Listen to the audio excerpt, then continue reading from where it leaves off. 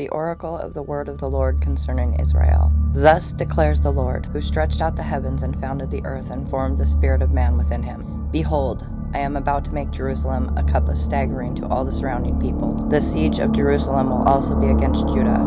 On that day I will make Jerusalem a heavy stone for all the peoples. All who lift it will surely hurt themselves, and all the nations of the earth will gather against it.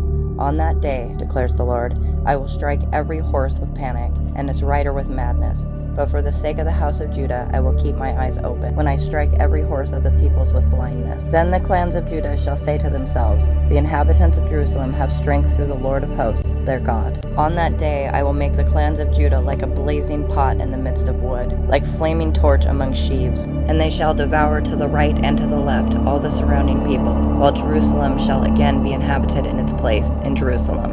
And the Lord will give salvation to the tents of Judah first, that the glory of the house of David and the glory of the inhabitants of Jerusalem may not surpass that of Judah. On that day the Lord will protect the inhabitants of Jerusalem, so that the feeblest among them on that day shall be like David, and the house of David shall be like God, like the angel of the Lord going before them.